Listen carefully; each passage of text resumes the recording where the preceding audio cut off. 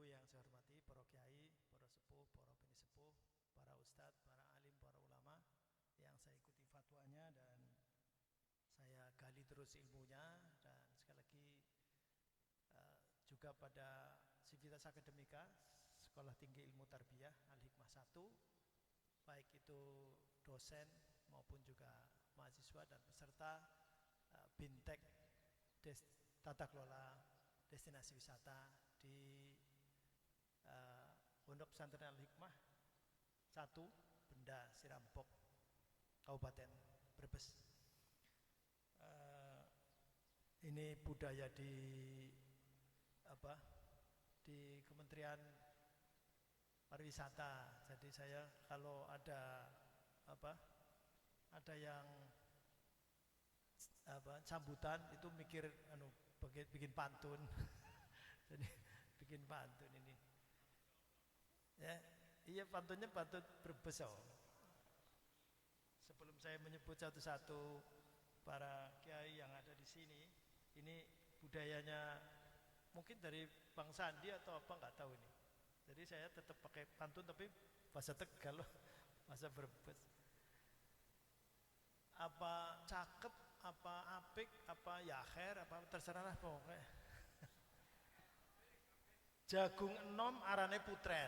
Cakep. Angger dimasak enake pol. Ajak lom lebu pesantren. Angger wis gerak mesti pentol. Di maning ben lunas to wis lah. Pak Mulyanto, Pak Rofik pengrasane nang omah. Cakep. Padahal esiana tugas mulia ning benda. Ayo pada melu bintek nang Ponpes Al-Hikmah Tata Kelola Destinasi Pariwisata. Saya kira begitu.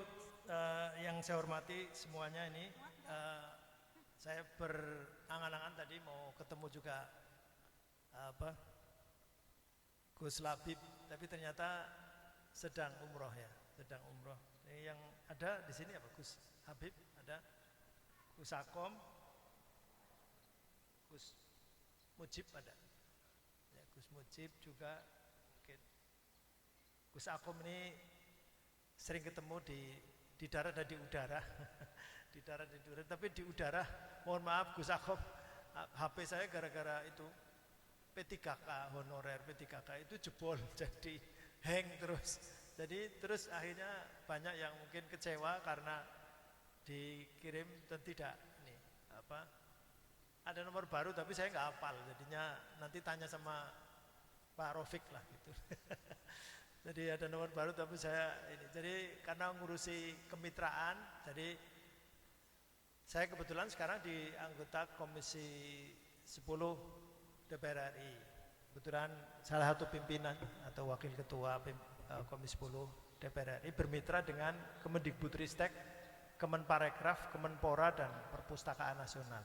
Saya sebut urutannya itu untuk menunjukkan anggarannya. Anggarannya kalau yang satu itu kan 80 triliun. Sementara kalau Kemenparekraf 3,7 triliun, kan jauh. Baina sama wasumur bor gitu maksudnya. Jadi jauh sekali. Kalau mungkin banyak berharap dari Kementerian Pariwisata dan Ekonomi Kreatif, mungkin di sini meskipun bukan Pak Deputi, Pak Mulyanto kan gede-gede terus gitu. Karena bisa saja ini, tapi nanti mungkin sebaiknya, karena sedikit demi sedikit semua aspirasi itu akhirnya bukan saya memberikan sesuatu atau ya mendampingi, dan alhamdulillah hampir semua yang besar maupun yang kecil, asal ada kolaborasi, kooperasi atau kerjasama, insya Allah terlaksana. Itu yang kemudian tadi yang didoakan oleh Gus Akom, mudah-mudahan mendapatkan manfaat dan keberkahan, Allahumma amin. Itu terjemahannya agak detailnya itu harus ada usaha, harus ada kerjasama yang baik dan terus menerus. Tidak hanya dengan saya, kalau misalnya saya bisa mengatakan ya bisa beres, nanti pokoknya dibantu kelapa kempus, akhirnya ngomong tok tapi tidak ada realisasi karena tidak ada yang nututi atau mengikuti detailnya. Jadi Tapi alhamdulillah baik itu di Brebes Selatan maupun Brebes Utara, baik itu destinasi wisata yang mangrove sampai itu luar biasa. Dari dapat DAK hanya 0, kemudian menjadi 500 juta, 900 juta, 1,5 M, kemudian sampai 4 M terakhir, meskipun akhirnya karena sudah hebat, pengelolanya nyalek jadi ya sudah akhirnya. Nyalek dari partai lain, maksudnya tidak dari partai saya, ya nggak apa-apa. Tapi destinasinya udah bagus. Jadi destinasi wisata di sana di mangrove itu. Pak Rafiq ya mesem-mesem dok, ngerti lah, tidak usah disebut tapi sudah paham. Tapi hubungan kita tetap bagus sampai kepada masyarakat yang mungkin kalau sebelah sini Kabupaten Tegal dari mulai ini karena Bumiayu Tonjong ini punya potensi yang sama. Jadi ada namanya apa ya? Yang kemarin di Buton itu namanya arkeologi. Jadi peninggalan yang fosil.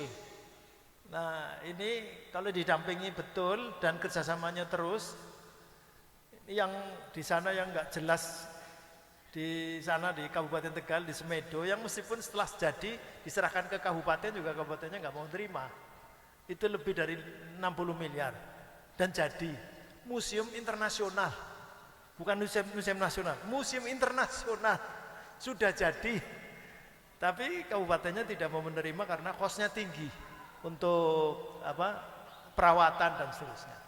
Tapi sebagai wakil rakyat dari sini untuk mengawal, saya kawal sudah semua sampai selesai. Meskipun di tengah jalan aksesnya kurang. Jadi pernah saya bawa anggota Komisi 10 berbondong-bondong ke sana, ya pulang karena ada yang sakit pinggang, sakit punggung, pokoknya teruslah gitu. Larang boyok pokoknya encoknya pada kambuh ada apa. Nah itu, dan kebetulan saya sangat dekat dengan Bupati lama almarhum, sehingga sesungguhnya sudah mulai dibangun jalan aksesnya. Tapi ya itu di lapangan kadang-kadang tidak seperti membangun. Itu urusan sini, kita nggak mau ikut-ikut. Tetapi ternyata juga hanya jalan saja. Tukarannya sing garap ki apa sing garap ki. Nah akhirnya nggak jadi-jadi. Ya jadi tapi baru separuh dan tidak mulus untuk sampai ke destinasi wisata. Kembali lagi, kalau tadi ada aspirasi dan sebagainya, saya kira ini di belakang ada beberapa yang selalu membersamai saya dan selalu saya kira ditulis, dan di beberapa selatan ini terutama ini cerita bukan dari Kementerian Pariwisata dan Ekonomi Kreatif.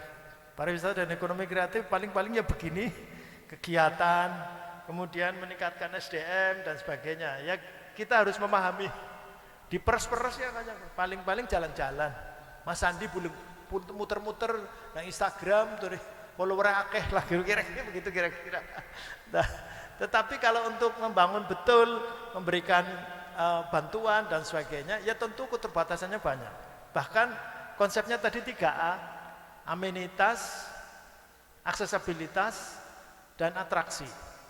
Itu yang paling berat aksesibilitas. Aksesibilitas ini, ya kalau ini tadi Pak Rafiq Qaidul Azam sebagai raja kecilnya di bawah, itu sudah mengatakan sudah cukup katanya. Ini sudah berarti dianggap ini aksesibilitas sudah bagus. Mungkin kalau yang pengen lebih ya ini mestinya dilebarkan. Jalan menuju ke sini dilebarkan sehingga kalau ngundang bis itu ke sini ya orang gentena siapa dulu yang harus lewat. Aksesibilitas ini berat. Nah, sehingga tidak di Kementerian Pariwisata dan Ekonomi Kreatif, tapi diserahkannya ke Kementerian PUPR. Seperti kita bikin ya gara-gara lah supaya orang perhatian. Kementerian Pariwisata Ekonomi Kreatif juga perhatian di situ. Itu di Waduk Malahayu misalnya.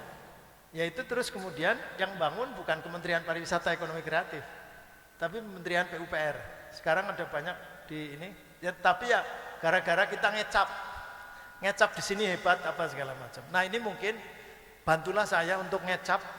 Ini alhamdulillah ada Pak Mulyanto datang ke sini. Mudah-mudahan nanti ke Pak Pak Vincent ya, Pak Frans ya, ke Pak Frans, kemudian tentu ke Mas Menteri ya. Karena taunya Mas Menteri itu ya di kepalanya ada kata kreatif. Kata itu kabupaten kota kreatif. Itu tanda tangan di Kota Tegal. Nginepnya di mana? Bukan di Kota Tegal. Nginepnya di Guci. Jadi di kepala dia yang ada hanya Guci. Padahal ada Curug Cantel, ada Cempaka, Slumpring dan seterusnya. Ya terpaksa mungkin dialih-alihkan gitu. Ben mampir. Tapi kan di kepala dia enggak ada. Nah, ini yang nampaknya perlu terus-terusan promosi, kemudian apa istilahnya branding dan sebagainya sehingga masuk ke kepala orang.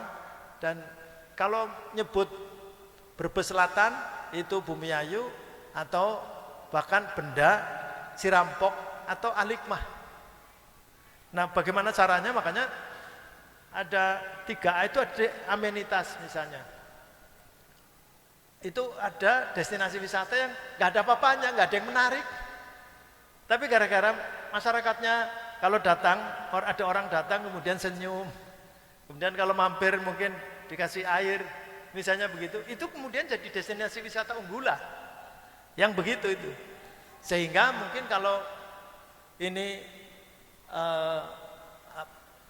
tidak hanya STIT-nya, tetapi tidak hanya SMK-nya, tapi semua itu dididik atau edukasi itu sampai perilaku itu menarik masyarakat, terutama kalau amenitas berarti keramahannya.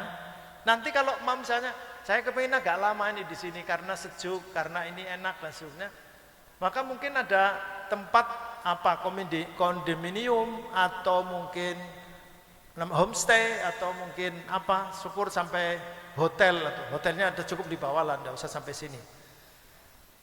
Kalau ada yang menarik, karena banyak juga yang misalnya orang-orang wisatawan mancanegara itu banyak yang di Semarang itu tidak di hotel, ternyata di sekitar rumah, di sekitar Gua Kreo. Ya harganya murahnya berapa? 50.000 satu malam. Tapi tempatnya, rumahnya itu layak seperti hotel. Dan ini seperti itu saya kira mungkin jadi wawasan kenapa kemudian sebuah destinasi atau sudah titik bisa menjadi destinasi wisata. Saya kira konsep generik 3A itu amenitas, aksesibilitas, kemudian yang terakhir ini yang atraksi. Itu tadi Gus Akom bilang kalau ada hadro, ada apa lagi ya? Ya apalah Kuntulan lah gitu. Kuntulan sudah ini katanya. Tapi sudah diajukan ke Kemenkumham, tapi miliknya siapa ini? Kabupaten Tegal kalau nggak salah. Iya, jadi warisan tak benda Kabupaten Tegal ya. Makanannya gelotak, tahu aci sama satunya apa? Lupa saya. Ada 4 kalau nggak salah. Ini soalnya kementerian ini sekarang bukan Kementerian Pariwisata saja, tapi Kementerian Pariwisata dan Ekonomi Kreatif. Ekonomi kreatif dengan UMKM bedanya apa? UMKM itu small and medium enterprises, itu usaha menengah kecil, semua saja. Nah, bedanya dengan ekonomi kreatif itu yang kita makan, kuliner kan ekonomi kreatif tuh. Kuliner itu makan di sate Batibul itu belum dipatenkan, sehingga kalau orang buka Batibul nggak bisa disalahkan. Tapi kalau ada, kemarin saya nganter Ketua Majelis Syuro ke Magelang, setelah capek makan gudeg terus cari sate gitu. Satenya Balibul ini mesti orang Tegal, betul, yang punya orang Tegal, dan karena dia punya paten, sudah punya hak paten. Jadi dari UMKM biasa menjadi ekonomi kreatif, bedanya apa? Hak kekayaan intelektual. Jadi ada di situ. Jadi hak kekayaan intelektual. Ini makanya mungkin pelaku ekonomi kreatif itu rata-rata anak muda. Oh saya enggak ada Saya bawa ini. Jadi jam tangan tapi ininya pakai kayu. Ada kacamata yang frame-nya pakai kayu. Itu suka mendunia. Yang buat siapa? Anak muda dari Balapulang. anak muda dari Palapulang. Ada juga yang lukisan, jadi foto saya itu dilihat kemudian dilukis pakai kayu, tapi cara melukisnya pakai solder. Cara melukisnya pakai solder, jadi pakai alat pemanas. Itu persis seperti foto saya persis. Dan saya tanya, apa hebatnya sih? Hebatnya foto itu, cara melukis begitu, itu sudah dapat order atau pesanan dari luar negeri lewat online. Nah ini makanya mungkin anak-anak muda, saya nanti ini binteknya tidak hanya tata kelola destinasi wisata, tapi mungkin kemarin di mana ada Go Digital.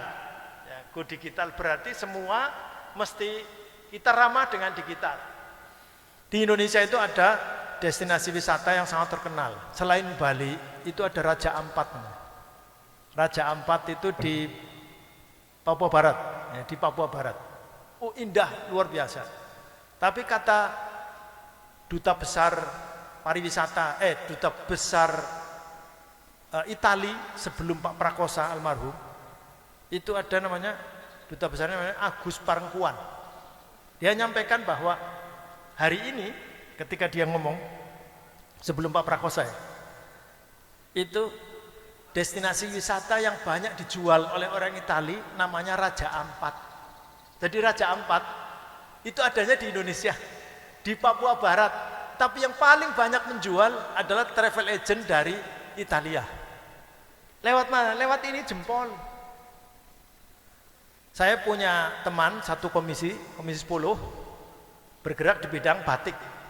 Ya saya sebut saja namanya Bisri Romli. Dari Pekalongan.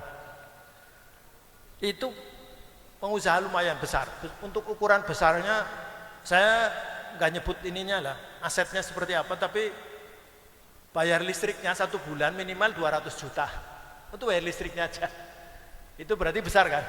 Nah begitu kena pandemi kemarin 2021, itu hancur nangis, keluarga itu sudah nggak bisa apa-apa. Nah sekarang bangkit lagi.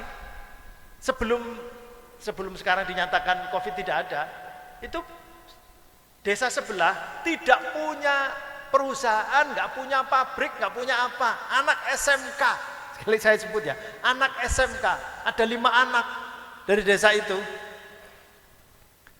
5 anak desa itu menjual batik, tapi bukan batik yang mahal, bukannya 1 juta ke atas, tapi 50.000, 100.000 begitu. Yang murah-murah, maksimal kayaknya 250.000. Setiap pekan, kata Pak Bisri, setiap pekan 5 anak ini menjualkan orang, tapi batik-batik yang murah-murah itu tidak kurang dari 5 miliar rupiah 1 pekan, 7 hari. 5 anak pakai jempol. Ini real ini Pak Bisrinya bisa dihadirkan ke sini. Pak Bisrinya bisa dihadirkan ke sini. Yang akhirnya ini anaknya, dia tidak kemudian menyingkirkan, wah kamu nggak ada apa-apanya, kok nggak punya apa-apa, anak SMK, bukan perguruan tinggi, bukan mahasiswa, bukan apa, SMK, anak SMK, jual kan ini 1 pekan bisa 5 miliar, katanya setelah kemudian kerjasama dengan Pak Bisri sampai 25 miliar 1 pekan ya, satu minggu, 7 hari itu 25 miliar 5 anak itu menjualkan pakai HP. HP-nya bukan HP keren, iPhone apa Samsung enggak, apa Xiaomi apa itu, Xiaomi apa itu HP biasa. Nah makanya ini era sekarang ini, era yang namanya ekonomi kreatif. Ada 17 subsektor ekonomi kreatif itu yang paling terkenal ya, paling terkenal, dan tidak ada, pemerintah pun masih survive, masih bertahan, namanya K2F, kuliner, kriya, dan fashion. Pak Harto turun tahun 98 itu karena gejolak ekonomi dunia yang luar biasa tidak menguntungkan Indonesia. Gejolak ekonomi dunia Indonesia, kenapa mempengaruhi Indonesia? Karena investasi. Pabrik-pabrik di sini tutup, negara pabrik di sini tutup, banyak pekerja yang PHK, ada banyak bunuh diri dan seterusnya, bahkan dolar naik luar biasa, sampai presiden aja turun. Nah, bangkitnya atau bertahannya ekonomi Indonesia dari mana? Dari tiga ini, kuliner, kriya, dan fashion. Kuliner itu makan, orang itu mau resesi dunia mau apa mesti makan. Makanya jual rujak teplak, jual itu lebih kokoh daripada jadi pabrik, jadi pegawai di perusahaan. Pegawai perusahaan hebat keren. Makanya ini tadi kalau disebut-sebut KIP kuliah tadinya itu betul-betul ketat, harus orang miskin yang rumahnya tanahnya lantainya lantai tanah dan seterusnya, pokoknya dipoto pokoknya meyakinkan betul. Sekarang enggak ada gara-gara Covid. Karena apa? Hebat orang pakai jas, pakai mobil, ada apa? Tiba-tiba gara-gara Covid kemarin di PHK, dia pegawai bank, ada pegawai hotel yang sampai sekarang sudah nggak ada Covid saja, di depannya ditulis dijual. Di Jakarta banyak sekali, ini tanya sama Pak Mulyanto, sampai sekarang di Tebet di mana itu banyak hotel-hotel masih sekarang, karena dia nggak bisa bangkit lagi. Di Tegal dan sekitarnya tahun Juli 2021 saya tanya sama PHRI, tingkat hunian hotel itu hanya 15%. Hanya 15%, karena memang ketat, nggak boleh orang mais itu nggak boleh. Mais itu kumpul-kumpul begini, kemudian pameran itu nggak boleh. Pameran kumpul seperti ini tidak boleh semuanya. Itu selama berapa lama itu? Hampir 2 tahun. Itu membangkrutkan semua, dan yang bangkit itu ekonomi kreatif. Jadi ekonomi kreatifnya restoran, tetapi bukan dine in, bukan makan di situ, tapi delivery. Ya take away, jadi di bawah, yang dibawa, bawa pulang. Nah itu yang terus survive. Jadi makanya chef-chef yang ada di hotel, dia berhenti, dia jualan online. Dokter gigi di Tebet, apa nggak boleh periksa mulut ya, apa nggak tahu. Dokter gigi ini stafnya orang Bekraf, Pak siapa namanya, Ari Gemah, itu adiknya ada dokter gigi. Pada waktu itu dia nggak praktek, nggak ada orang periksa gigi, nggak ada. Akhirnya jualan donat tidak dijual di gini, tidak, tetapi jual donat online, dan luar biasa penghasilannya lebih dari dokter gigi katanya. Ari Juliano Gemah, ini saya nggak ngarang karena ini ada orang Kementerian Pariwisata dan Ekonomi Kreatif. Dia ini real, ada tantangan, dan siapa yang bisa berkreasi, siapa yang berbuat, dan 17 subsektor itu sekarang tidak hanya kuliner, kriya, dan fashion. Kalau fashion itu pakaian ya, pakaian itu kan orang mesti pakai baju. Mau resesi atau apa kan harus pakai baju. Kalau tadinya yang mahal, sekarang mungkin yang murah, dan seterusnya.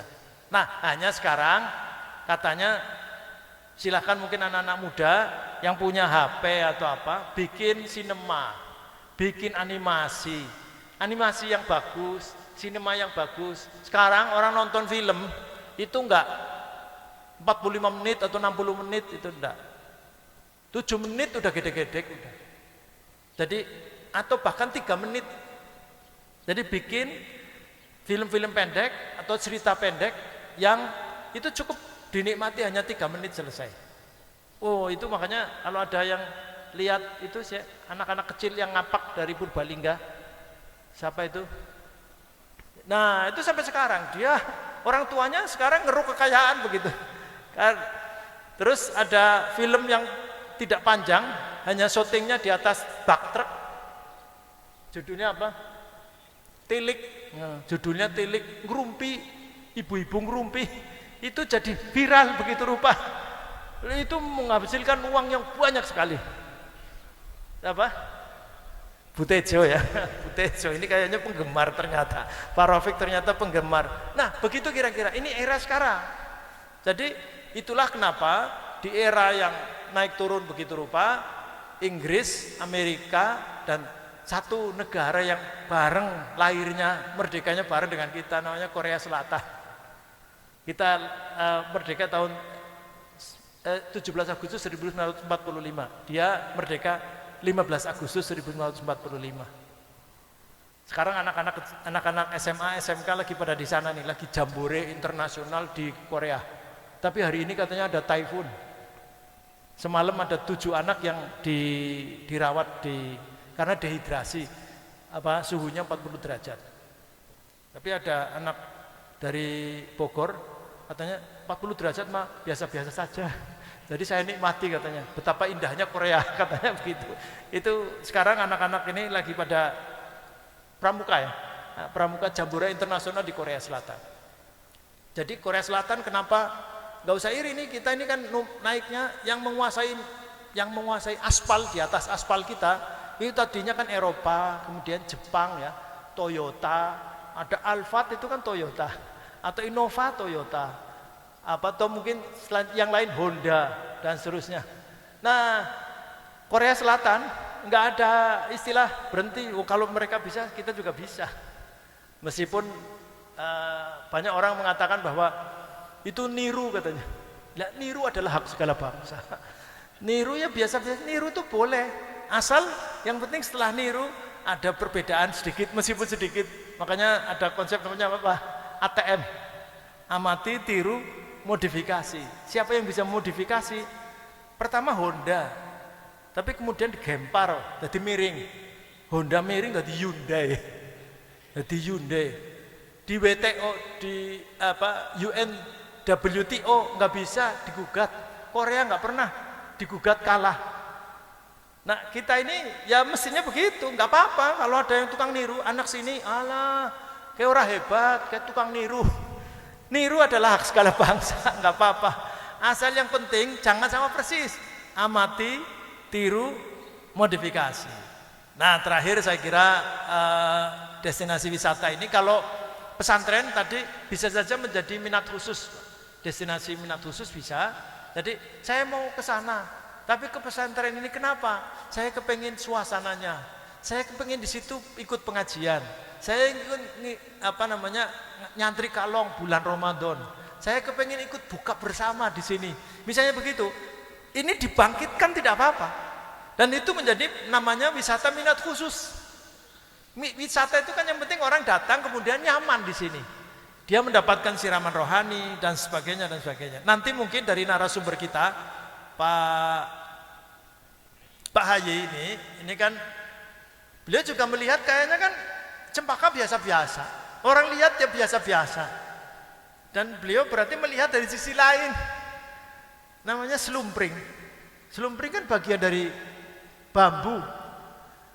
Selumpring dari pohon bambu, bambu kayak apa? Pring kan biasa. Tetapi kan ada negara bahkan sampai brandingnya negara tirai bambu, Cina ya. Itu kan negara. Jadi sampai mau wushu, mau kungfu, mau apa itu kan pakai bambu itu, anggo pring. Jadi budayanya itu juga pakai bambu. Apanya semua. Bahkan rumahnya pakai bambu. Nah, secara ilmiah dia bisa membuktikan bahwa katanya, kata jurnal-jurnal internasional bahwa di antara pohon-pohon ini yang paling banyak menyerap CO2 adalah pohon bambu katanya begitu. Nah, itu kan dukungan-dukungan lain. Nah, oleh karenanya kalau di sini sudah ada sekolah tinggi, ada perguruan tinggi, ada SMK dan sebagainya. Tadi kalau saya melihat ini silakan, kalau saya mau dimanfaatkan monggo saja. Cuman kalau di bawah Kementerian Agama itu kalau dimasukkan nanti rejected gitu. Ini yang makanya saya juga protes. Masyarakat juga protes, tetapi yang kita ajukan kalau di bawah Kementerian Agama rejected. Rejected itu apa? Bahasa Arabnya apa, Ustaz? Tertolak. Tertolak itu. Jadi tapi kalau SMK atau mungkin di sini ada akademi perawat ya. Nah, yang sudah kerjasama dengan saya apa? Akbid. Nah, Akbid itu ya kita lancar-lancar saja. Kalau Akbid karena di bawah Kementerian Pendidikan dan Kebudayaan. Jadi karena mitra kami. Tapi kalau di Kementerian Agama, sementara kita akan masukkan, kita akan input. Tapi kasihan nanti anaknya kalau dijanjikan ini itu, karena nanti rejected itu, tertolak. Nih, ini Pak Menteri kan senangannya bikin aplikasi. Satu program 800 miliar aja, aplikasi semua. 800 miliar dong duit akan nolep pira sanga ya. Itu hanya untuk aplikasi, Pak. Hanya untuk aplikasi. Kemarin kalau dihitung-hitung semuanya total mungkin ada dari 80 triliun, mungkin lebih dari 20 triliun aplikasi semua. Jadi begitu-begitu. Makanya kalau sudah ditolak kita susah. Tapi saya juga siap, mungkin alhamdulillah kemarin ada di Bumiayu juga ada sekolah swasta yang lain tidak bisa, tapi karena pendampingan jadi SMK PK namanya. Asal nanti, nah ini ada peluang, silahkan nanti SMK menjadi SMK PK. PK itu pusat keunggulan. Dan saya tanya terakhir tidak hanya satu bantuan karena paket syaratnya jumlah siswa. Jumlah siswanya saya lupa. Berapa ya Pak Imam? Lupa saya. Jumlah siswa sama gurunya ada 2 yang tersertifikasi industri. Kalau itu memenuhi syarat, insya Allah kita dampingi untuk menjadi ini SMK Al-Hikmah. SMK Al-Hikmah 1. SMK Al-Hikmah 1 menjadi SMK PK, pusat keunggulan. Allahumma amin. Nah ini karena sudah 2023 sudah dieksekusi, berarti 2024 nggak apa-apa, wis kelewat pemilu neus, laka pengaruhe nang pemilu ya ora apa-apa. Ya itu tidak selalu harus dikaitkan karena tugas. Kalau sudah jadi anggota DPR kan DPR RI, DPR-nya siapa saja.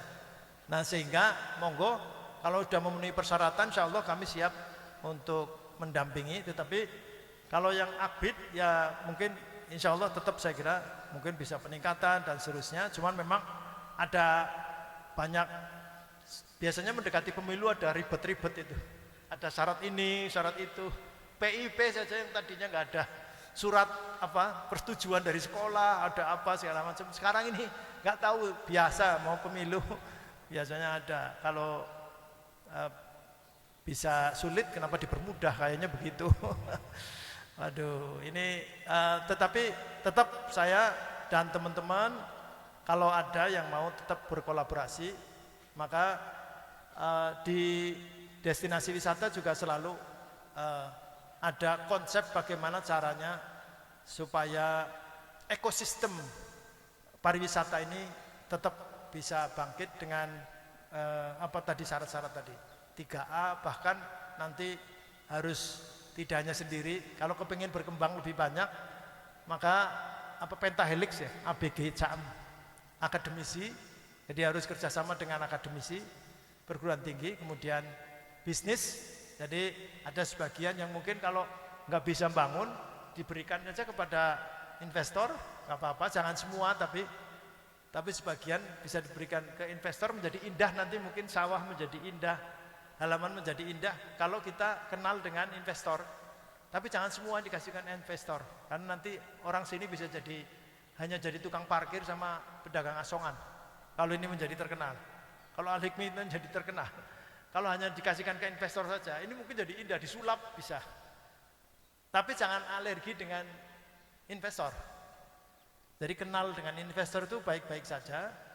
Ya syukur kalau hanya CSR-nya sajalah di sini. Tapi kalau dia borong semua, wah wassalam nanti. Malah pengurus yayasan nanti tidak ada powernya nanti, bahaya. ABG kemudian government.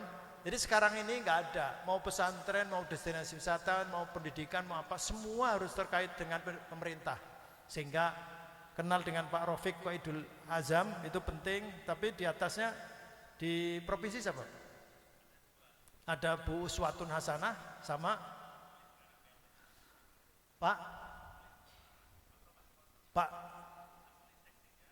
Sulis, Pak Sulis ya, Pak Sulis. Kemudian di sana harus kenal Pak Sandiaga Uno. Tadi kalau Pak Gus Akom bilang kalau perlu diajak ke sini, benar. Biasanya kalau diajak itu lain, beda.